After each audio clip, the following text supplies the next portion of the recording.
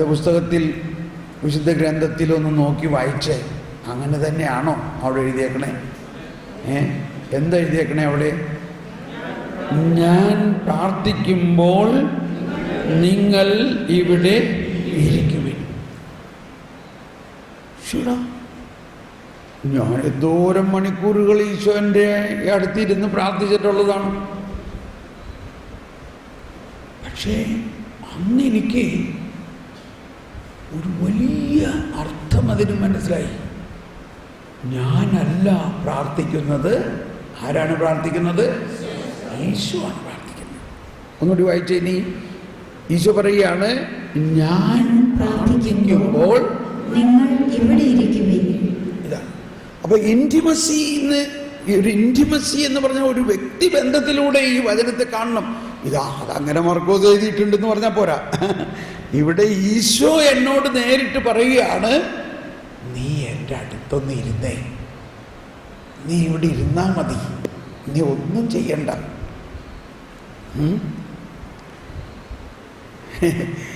ഞാൻ കഴിഞ്ഞ ഒരാഴ്ചയായിട്ട് വേറെ സ്ഥലത്ത് ധ്യാനിപ്പിക്കുകയായിരുന്നു. ഇന്നലെ വൈകുന്നേരം രാത്രി 8 മണി ഇന്നലെ 10 മണിയായപ്പോഴാണ് ഞാൻ വീട്ടിൽ വന്നത്. അപ്പോൾ എൻ്റെ ഭാര്യയുടെ അമ്മയും എൻ്റെ കൂടെ ഉണ്ട്, ഞങ്ങളുടെ കൂടെ ഉണ്ട്. അപ്പോൾ അതുകൊണ്ട് എൻ്റെ ഭാര്യയ്ക്ക് അധികം എൻ്റെ കൂടെ വരാൻ പറ്റുന്നില്ല. അമ്മേനെ ശുശ്രൂഷിച്ചിരിക്കുകയാണ്. അപ്പോൾ എൻ്റെ ഭാര്യ അടുത്ത് വന്നിരുന്നിട്ട് പറയാണ്, നിങ്ങളൊന്ന് എൻ്റെ അടുത്ത് ഇരുന്നേ, ഇത്ര ദിവസമായി ഞാൻ കണ്ടിട്ട്.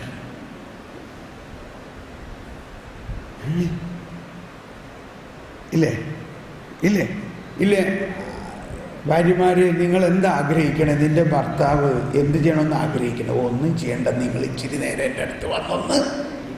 ഇതല്ലേ ആഗ്രഹിക്കും. ഇതാണ് ഇൻറ്റിമസി എന്ന് പറഞ്ഞാൽ. അപ്പോൾ കന്യാസ്ത്രീ അമ്മമാരെ സംബന്ധിച്ച് അവരുടെ ജീവിതം എന്ന് പറഞ്ഞാൽ ഇതാണ്. വേറെ ഒരുപാട് കാര്യങ്ങളൊക്കെ ചെയ്യണ്ടാവും, പക്ഷെ അതൊക്കെ സെക്കൻഡറിയാണ്. അതൊന്നുമല്ല നമ്മുടെ മണവാളന്, നമ്മുടെ ഈശോയ്ക്ക് ആഗ്രഹം, നീ എന്ന് എൻ്റെ അടുത്ത് വന്ന് ഇരുന്നേ. അപ്പം നമ്മൾ പറയും, എനിക്ക് അത് ചെയ്യാനുണ്ട്, ഇത് ചെയ്യാനുണ്ട്. അതൊക്കെ നടന്നോളും, നീ ഇവിടെ ഒന്ന് ഇരിക്കിച്ചിരി തരാം. ഇത് വലിയ ഒരു ദൈവശാസ്ത്രം വല്ലതും ആണോ ഇത്? ഇതിനകത്ത് വലിയൊരു ദൈവശാസ്ത്രം വല്ലതും ഉണ്ടോ? ഒന്നുമില്ല. പക്ഷെ ഒരു ഹൃദയശാസ്ത്രമാണ്, ഒരു ആത്മാവിൻ്റെ ഹൃദയത്തിൻ്റെ ഒരു ആഗ്രഹമാണ്. ആരുടെ ആഗ്രഹം? നമ്മുടെ കർത്താവിൻ്റെ ആഗ്രഹം. നീ ഒന്ന് എൻ്റെ അടുത്ത് ഇരിക്കുക. ഇവിടെയാണ് ഇനി നമ്മൾക്ക് വിജയിക്കേണ്ടത്.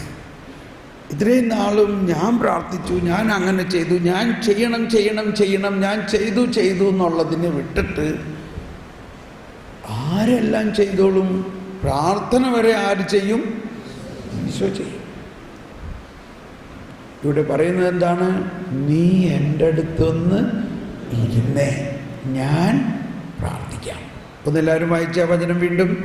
ഞാൻ പ്രാർത്ഥിക്കുമ്പോൾ നിങ്ങൾ എൻ്റെ അടുത്ത് ഇരിക്കുവിൻ. അതെന്തിനാണ് ഇരിക്കുന്നത്? അപ്പം ഇത് തന്നെ ഓരോ സുവിശേഷകരും വ്യത്യസ്ത രീതിയിൽ ഇത് തന്നെ എഴുതിയിട്ടുണ്ട്. ഇപ്പം ഈ യോഹന്നാൻ്റെ സുവിശേഷത്തിൽ പറഞ്ഞു, ഞാൻ മുന്തിരിച്ചെടിയും നിങ്ങൾ എൻ്റെ ശാഖയുമാണ്. ഇപ്പം നമ്മൾക്കറിയോ മുന്തിരിച്ചെടിയും ശാഖയുടെയും ഒരു പ്രത്യേകത? നമ്മുടെ നാട്ടിലെ ചക്കപ്പഴം എവിടെ ഉണ്ടാവും? തായ്തടിയുമ്പോഴും ഉണ്ടാവും അല്ലേ? എന്ന മാതിരി അല്ല മുന്തിരിപ്പഴം തായ്തടിയിൽ ഉണ്ടാകില്ല. മുന്തിരിപ്പഴം തായ്തണ്ടിൽ ഒരിക്കലും ഉണ്ടാവില്ല, ഒരു പഴം പോലും ഉണ്ടാവില്ല. ശാഖകളിൽ മാത്രമേ ഉണ്ടാവുകയുള്ളൂ, ശാഖകളിൽ മാത്രമേ. ഞാൻ ഈ ജർമ്മനി, ഓസ്ട്രിയ, ഇറ്റലി, ഫ്രാൻസിലൊക്കെ ചെല്ലുമ്പോൾ വലിയ മുന്തിരിത്തോട്ടങ്ങളാണ് അവിടെ. ഭയങ്കര ആയിരക്കണക്കിന് ഏക്കറുകളുടെ മുന്തിരിത്തോട്ടങ്ങളുള്ള ആളുകളെ കാണുമ്പോൾ ചോദിക്കും, നിങ്ങളുടെ മുന്തിരിത്തോപ്പിൽ ഈ തായ്തണ്ടിൽ മുന്തിരി ഉണ്ടോ? ഓ, അതൊരിക്കലും ഉണ്ടാവില്ല എന്ന് പറയും. ആ അർത്ഥം മനസ്സിൽ കണ്ടു വേണം ആ ഉപമയെ വായിക്കാൻ. ഞാൻ തായ്തണ്ടും നിങ്ങൾ എൻ്റെ ശാഖയും. കണ്ടോ, ഈ തായ്തണ്ട് മണ്ണിൽ നിന്ന് വളവും വെള്ളവും എല്ലാം ത്തിൻ്റെയും സാരാംശം വലിച്ചെടുത്ത് തായ്തണ്ടിൽ നിറഞ്ഞിട്ട് എന്തിനാണ് നിറയണേ? ശാഖകൾക്ക് കൊടുക്ക്. എന്തിനാണ് ഈ ശാഖകളെല്ലാം? ധാരാളം ഫലം പുറപ്പെടുവിക്കണം. അതാണ്, പിതാവാണ് കൃഷിക്കാരൻ. പിതാവിൻ്റെ ആഗ്രഹം എന്താണ്? ശാഖകളെല്ലാം ധാരാളം ഫലം പുറപ്പെടുവിക്കണം. ശാഖയാണോ ഇത് വെള്ളം വലിച്ചെടുക്കണത്? ശാഖയല്ല, തായ്തണ്ടാണ് എല്ലാം വലിച്ചെടുക്കുന്നതും ശാഖയിലേക്ക് കൊടുക്കുന്നതും. എന്നിട്ട് ഈശോ പറയാണ്, ആരെന്നിൽ നിലനിൽക്കുന്നുവോ അവനിൽ ഞാൻ നിലനിൽക്കുന്നു, ഞാൻ ധാരാളം ഫലം പുറപ്പെടുവിക്കുന്നു. ആരെന്നിൽ വസിക്കുന്നുവോ, ആരെന്നിൽ വസിക്കുന്നുവോ. ഹലോ, അപ്പോൾ നീ എൻ്റെ കൂടെ ഇരുന്നാൽ മതി, ഞാൻ പ്രാർത്ഥിക്കുന്നു. ഇപ്പം എന്നിട്ട് യോഹന്നാൻ 17-ാം അധ്യായം മുഴുവൻ എന്താ? ഈശോയുടെ പ്രാർത്ഥനയാണ്. ഇനി ഈശോയുടെ പ്രാർത്ഥന എന്ന് ചിന്തിക്കുമ്പോൾ തന്നെ നമ്മൾ മനസ്സിലാക്കണം, ഈശോ ആണ് ദ പ്രീസ്റ്റ്, പ്രധാന പുരോഹിതൻ. എങ്ങനെയുള്ള പുരോഹിതൻ? നിത്യപുരോഹിതനായ യേശുവേ എന്നൊക്കെ നമ്മൾ പ്രാർത്ഥിക്കാറില്ലേ? അപ്പൊ ഈ ഈശോ നിത്യപുരോഹിതനാണെങ്കിൽ യേശുവിൻ്റെ പ്രാർത്ഥനയ്ക്കുണ്ടാകുന്ന ഒരു നിത്യതയെക്കുറിച്ച് ചിന്തിക്കാറുണ്ടോ? യേശു ഒരിക്കൽ പ്രാർത്ഥിച്ചത് നിത്യതയിലേക്ക് പ്രവേശിച്ചിരിക്കുന്നു. യേശു ഒരിക്കൽ പ്രാർത്ഥിച്ചത് നിത്യതയിലേക്ക് പ്രവേശിച്ചിരിക്കുന്നു. അതാണ് വിശുദ്ധ കുർബാന മുഴുവനും.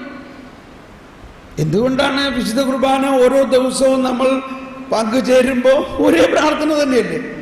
പക്ഷെ നമുക്കത് ആവർത്തനം ആയിട്ട് തോന്നുന്നുണ്ടോ? ഇല്ല.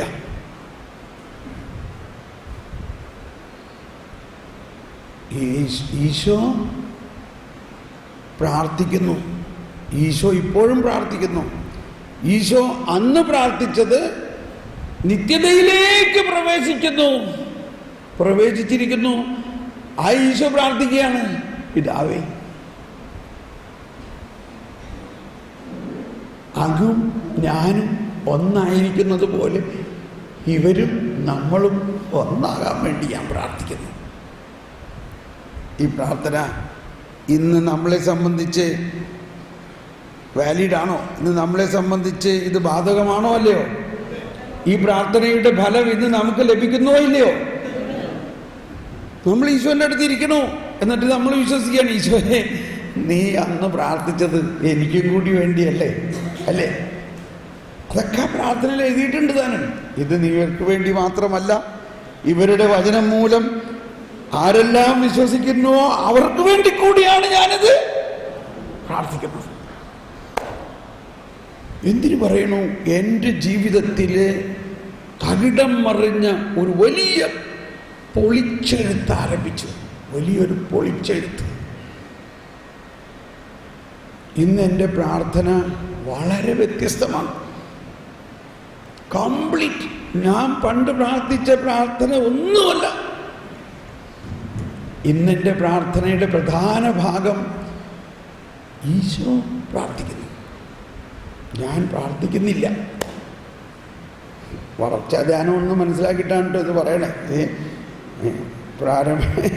അതുകൊണ്ടാണ് ഇത് കഴിഞ്ഞ് വീട്ടിൽ ചെന്നിട്ട് ഞാൻ പ്രാർത്ഥിക്കൊന്നും വേണ്ട, ഞാൻ എന്നും പറഞ്ഞ് വീട്ടിൽ പുതപ്പം പറിച്ച് കിടന്ന് ഉറങ്ങാനല്ല ചെയ്യണേ. പിന്നെ തോമസ് കുഴപ്പത്തിൽ പറഞ്ഞു, നമ്മൾ പ്രാർത്ഥിക്കേണ്ട ആവശ്യമൊന്നുമില്ല, ഈശോ പ്രാർത്ഥിച്ചോളും, നമുക്ക് ഈ നമ്മുടെ കാര്യം നോക്കാം എന്നല്ല അതിൻ്റെ അർത്ഥം. കോണ്ടംപ്ലേഷൻ എന്നതിൻ്റെ രഹസ്യമാണ് ഈ പറയണത്.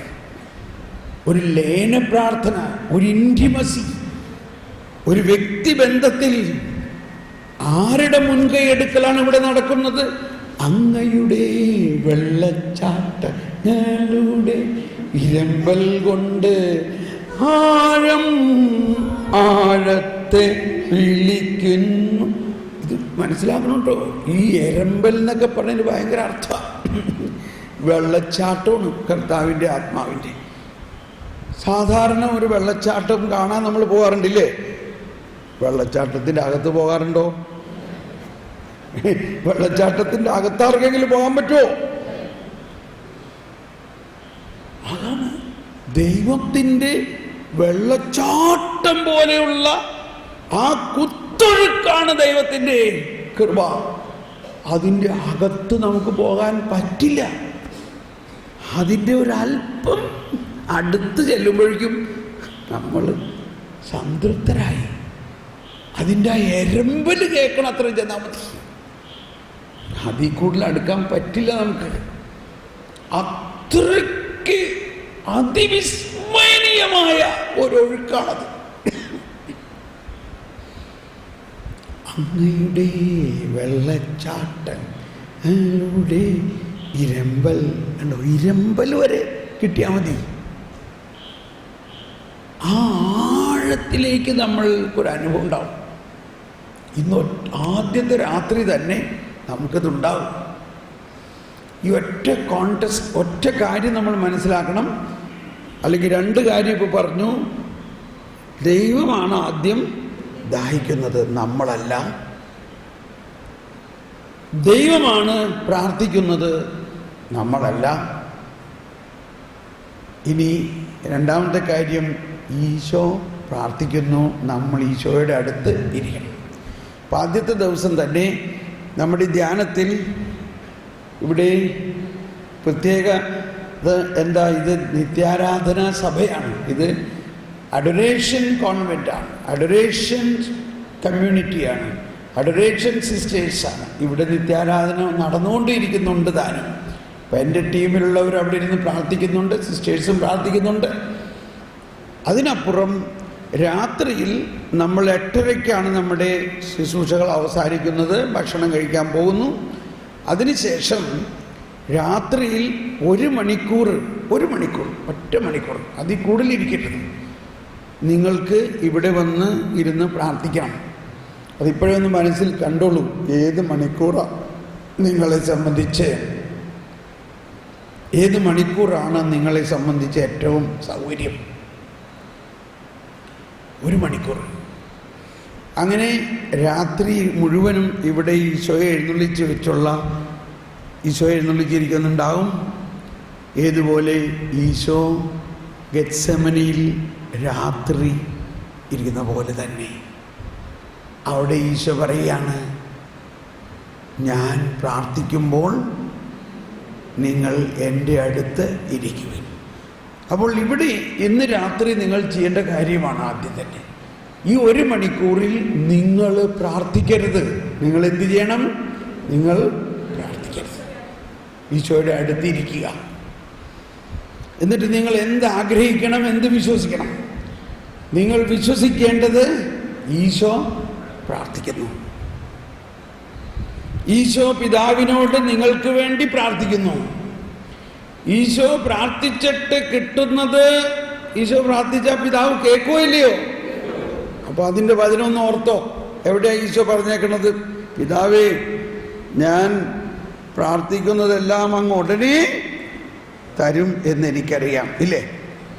ഞാൻ എൻ്റെ എല്ലാ പ്രാർത്ഥനയും അങ്ങ് കേൾക്കുമെന്ന് എനിക്ക് അറിയാം. എവിടെ പറഞ്ഞേക്കണത്? ലാസറിൻ്റെ ഉയർപ്പിന് മുമ്പ് ഈശോ പറയാണ്, പിതാവേ, അങ്ങ് എൻ്റെ പ്രാർത്ഥന കേൾക്കുമെന്ന് എനിക്കറിയാം, അതുകൊണ്ട് ഇങ്ങനെ ഒച്ചയൊന്നും പ്രാർത്ഥിക്കേണ്ട ആവശ്യമില്ല. അപ്പോൾ രാത്രി ഇവിടെ ഒച്ചയിൽ പ്രാർത്ഥനയില്ല, മൗനമായിട്ടാണ്. കാരണം നിങ്ങൾ പ്രാർത്ഥിക്കുന്നില്ല എന്ന് പറഞ്ഞില്ലേ.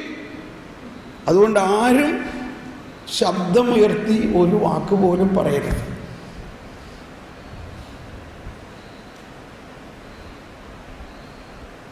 നിങ്ങൾ പ്രാർത്ഥിക്കുകയേ വേണ്ട, പക്ഷെ ഉറങ്ങരുത്. നിങ്ങൾ എന്ത് വിശ്വസിക്കണം? ഈശോ പ്രാർത്ഥിക്കുന്നു എന്നത് അന്ന് ഗെത്സമനിയിൽ പ്രാർത്ഥിച്ചതല്ല, മാത്രമല്ല അന്നും സുവിശേഷ കാലഘട്ടങ്ങളിൽ മാത്രമല്ല, യേശു ബാല്യകാലം മുതലുള്ള എല്ലാ പ്രാർത്ഥനകളിലും നമ്മൾക്ക് കൂടി വേണ്ടിയാണ് പ്രാർത്ഥിച്ചത്. യേശുവിൻ്റെ പരസ്യ ജീവിതത്തിൽ രാത്രി മുഴുവനും അവൻ പ്രാർത്ഥിച്ചു കൊണ്ടിരുന്നു. രാത്രി മുഴുവനും അവൻ പ്രാർത്ഥിച്ചിരുന്നു.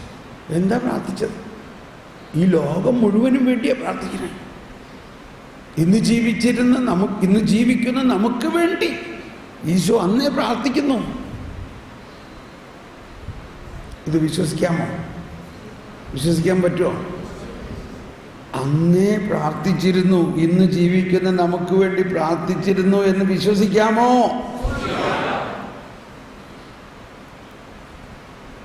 അതൊക്കെ ആ വചനത്തിൽ കണ്ടുപിടിക്കണം നിങ്ങൾ. അങ്ങനെ പിതാവിനോട് പ്രാർത്ഥിച്ചിട്ട് ആ അനുഗ്രഹം ഉടനെ നമുക്ക് കിട്ടുകയാണ്. അത് വാങ്ങാൻ വേണ്ടിയാണ് നമ്മളവിടെ ഇരിക്കണത്. നീ എൻ്റെ അടുത്തിരിക്കി, നീ എൻ്റെ അടുത്ത് വാ, ഞാൻ പിതാവിനോട് ചോദിച്ചിട്ടൊക്കെ നിനക്ക് തരാം, ഇവിടെ വാ, നീ എൻ്റെ അടുത്ത് വാ. നമ്മുടെ പിതാവിനോട് നീ പ്രാർത്ഥിക്കുന്നതിന് മുമ്പ് തന്നെ നിന്റെ ആവശ്യങ്ങളെല്ലാം പിതാവിന് അറിയാം. അതാണ് അടുത്ത മൂന്നാമത്തെ പോയിന്റ്. അപ്പോൾ നമ്മൾ ആദ്യത്തെ പോയിന്റ് എന്താണ്? പ്രാർത്ഥന മനുഷ്യനിൽ നിന്നല്ല ഉത്ഭവിക്കുന്നത്, ദൈവത്തിൽ നിന്നാണ്. രണ്ടാമത്തെ പോയിന്റ്, നമ്മളല്ല പ്രാർത്ഥിക്കുന്നത്. ഇപ്പം ഇത് പറയുമ്പോൾ പെട്ടെന്ന് വരും. ഇവിടുത്തെ ഈ ഒരു കാര്യം ഇപ്പോൾ മനസ്സിലാക്കുക. പിന്നീട് നമുക്ക് അതിൻ്റെ അടുത്ത കോണ്ടസ്റ്റിലേക്ക് പോകാം. ഈശോ തന്നെ പ്രാർത്ഥിച്ചിട്ടുണ്ട്, നിങ്ങൾ പ്രാർത്ഥിക്കുവിൻ, നിങ്ങൾ ചോദിക്കുന്നൊക്കെ, കേട്ടോ. അത് ശരി, അതവിടെ നിൽക്കട്ടെ. ഇപ്പോൾ നമ്മളെ നയിക്കുന്നത് പ്രാർത്ഥനയുടെ ഉന്നത തലത്തിലേക്കാണ്. അവിടെ ഈശോ പറയുകയാണ്, ഞാൻ പ്രാർത്ഥിക്കുമ്പോൾ നിങ്ങൾ എൻ്റെ അടുത്ത് ഇരിക്കുവിൻ. ഇപ്പോൾ ഈ അടിസ്ഥാനത്തിൽ നമ്മൾ മനസ്സിലാക്കേണ്ടത്, നിത്യപുരോഹിതനായ ഈശോ പ്രാർത്ഥിച്ച പ്രാർത്ഥനകളിലെല്ലാം നമുക്ക് കൂടി വേണ്ടിയാണെന്നും ആ പ്രാർത്ഥന സുവിശേഷത്തിലെ പല സ്ഥലങ്ങളിലും ഉണ്ടായിട്ടുള്ള പ്രാർത്ഥന ഇന്നും തുടർന്നുകൊണ്ടിരിക്കുന്നു എന്ന് മനസ്സിലാക്കിയിട്ട് നമ്മളങ്ങനെ ഇരിക്കുമ്പോൾ ഈശോ പ്രാർത്ഥിച്ച ചില പ്രാർത്ഥനകൾ നമ്മുടെ ഉള്ളിലിങ്ങനെ വരും. നമ്മൾ പറഞ്ഞു, പുതിയ നിയമത്തിൽ അവൻ പ്രാർത്ഥിച്ചു എന്ന് കാണുന്ന ചില പ്രാർത്ഥനകൾ മാത്രമല്ല. അതാണ് യോഹന്നാൻ ശ്ലീഹ എഴുതിയിരിക്കുന്നത്. ഈശോ ചെയ്ത കാര്യങ്ങളെല്ലാം എഴുതുമായിരുന്നെങ്കിൽ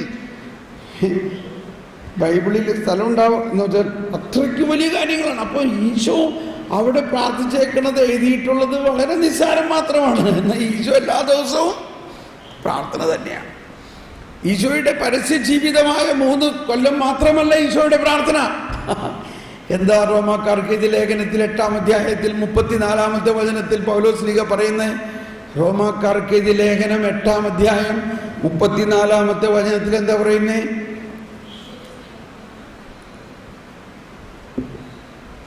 റോമർ 8:34, ആര് നിങ്ങളെ കുറ്റം വിധിക്കും? കർത്താവ് മിശിഹായോ?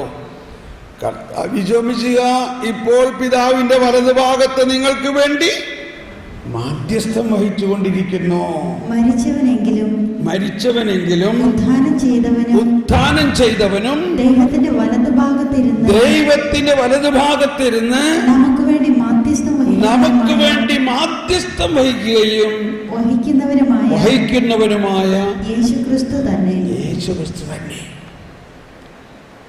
അപ്പോ ബൈബിൾ എഴുതിയിരിക്കുന്ന 3 വർഷത്തെ പ്രാർത്ഥന മാത്രമല്ല, ആ കാലഘട്ടത്തിന് ശേഷം മരിച്ചുയർത്ത് പിതാവിന്റെ വലതുഭാഗത്തിരുന്നിട്ട് യേശു എന്താണ് ഈ കാലം അത്രയും ചെയ്തുകൊണ്ടിരിക്കുന്നത്? എന്താണ് ഇപ്പൊ യേശു ചെയ്തുകൊണ്ടിരിക്കുന്നത്? അപ്പൊ 2000 വർഷമായിട്ട് യേശു എന്താ ചെയ്തുകൊണ്ടിരിക്കുന്നത്? നമുക്ക് വേണ്ടി മാധ്യസ്ഥം വഹിച്ച് പ്രാർത്ഥിച്ചുകൊണ്ടിരിക്കുന്നു.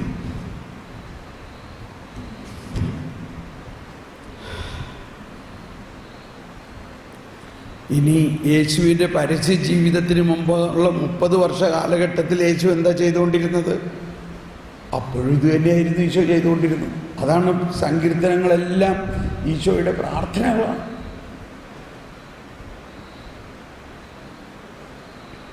പണിക്കാറുപേക്ഷിച്ചു കളഞ്ഞ കല്ല് മൂലക്കല്ലായി തീർന്നു. ഇത് കർത്താവിൻ്റെ പ്രവൃത്തിയാണിത് നമ്മുടെ ദൃഷ്ടിയിൽ വിസ്മയാവഹമായിരിക്കുന്നു.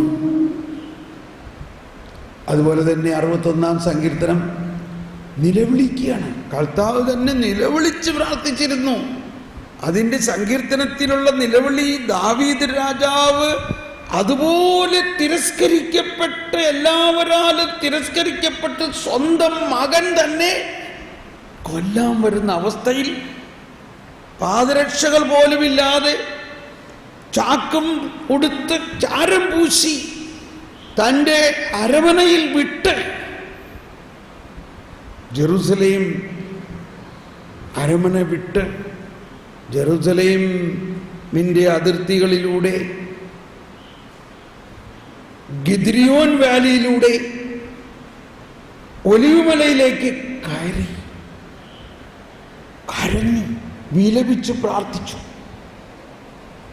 എൻ്റെ നിലവിളി കേൾക്കണമേ, ദൈവമേ എൻ്റെ നിലവിളി കേൾക്കണമേ, എൻ്റെ പ്രാർത്ഥന ചെവിക്കൊള്ളണമേ. ഹൃദയം തകർന്ന ഞാൻ ഭൂമിയുടെ അതിർത്തിയിൽ നിന്നവിടത്തോട് വിളിച്ചപേക്ഷിക്കുന്നു. എനിക്ക് പ്രാപ്യമായ പാതയിൽ എന്നെ കയറ്റി നിർത്തണമേ. 61 ദൈവമേ എൻ്റെ നിലവിളി കേൾക്കണമേ, എൻ്റെ പ്രാർത്ഥന ചെവിക്കൊള്ളണമേ. അങ്ങാണെൻ്റെ രക്ഷാകേന്ദ്രം, ശത്രുക്കൾക്കെതിരെയുള്ള സുശക്ത ഗോപുരം. അങ്ങാണെൻ്റെ രക്ഷാകേന്ദ്രം, ശത്രുക്കൾക്കെതിരെയുള്ള സുശക്ത ഗോപുരം. ഞാനങ്ങയുടെ കൂടാരത്തിൽ എന്നേക്കും വസിക്കട്ടെ. അങ്ങയുടെ ചിറകിൻ കീഴിൽ ഞാൻ സുരക്ഷിതനായിരിക്കട്ടെ. ഈ വിലാപം ദാവീദ് രാജാവ് അനുഭവിച്ചിട്ട് പാടുകയാണ്. എന്നാൽ ഇതേ താഴ്വരയിലൂടെ യേശു ഇതനുഭവിച്ച് വീണ്ടും കടന്നുപോയി. യേശുവിൻ്റെ ജീവിതകാലം മുഴുവൻ എല്ലാ ദിവസവും യേശു ഇത് പാടുമായിരുന്നു. ആ ഒലിവുമലയിൽ തന്നെ ഇരുന്നിരുന്ന് പാടുമായിരുന്നു. ആ ഒലിവുമലയുടെ താഴ്വാരത്തിലൂടെ ദാവീദ് ഇത് പാടി നടന്നത് ഓർക്കുകയും, വർഷങ്ങൾക്ക് ശേഷം ഇനി ഏതാനും ദിവസത്തിനകം ഞാൻ അതേ താഴ്വരയിലൂടെ ഇത് അനുഭവിച്ച് എല്ലാവരാലും തിരസ്കരിക്കപ്പെട്ട് മനുഷ്യവംശത്തിൻ്റെ മുഴുവൻ പരിഹാരത്തിനായിട്ട് ഞാൻ ഈ അനുഭവത്തിലൂടെ കടന്നു പോകണമല്ലോ. എനിക്കപ്രാപ്യമായ പാറയിൽ എന്നെ കയറ്റി നിർത്തണമേ. എനിക്ക് പ്രാപ്യമായ പാറയിൽ എന്നെ കയറ്റി നിർത്തണമേ. അങ്ങാണെൻ്റെ രക്ഷാകേന്ദ്രം, ശത്രുക്കൾക്കെതിരെയുള്ള സുശക്ത ഗോപുരം.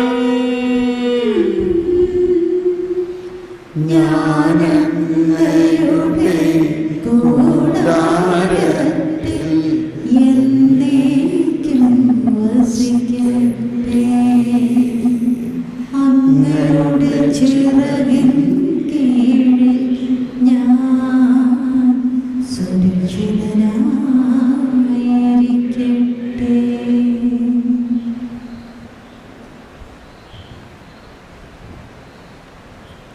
Praise the Lord. ഇതെല്ലാം ഈശോ പ്രാർത്ഥിച്ച പ്രാർത്ഥനയാണ്. ഇന്നും ഈശോ ഈ പ്രാർത്ഥനകൾ പ്രാർത്ഥിക്കുന്നു. അത് വിശ്വസിച്ചുകൊണ്ട് ഇന്ന് തന്നെ രാത്രി നമ്മൾ ഓരോരുത്തർക്കും പറ്റിയ സമയത്ത് 1 മണിക്കൂർ ഈശോയുടെ അടുത്തിരിക്കണം. ഓക്കെ, നമുക്കൊന്ന് എഴുന്നേറ്റ് നിൽക്കാം. ഷാജി, നമുക്ക് എഴുന്നേറ്റ് നിന്നിട്ട് ആത്മാവേ പരിശുദ്ധാത്മാവേ എന്നുള്ള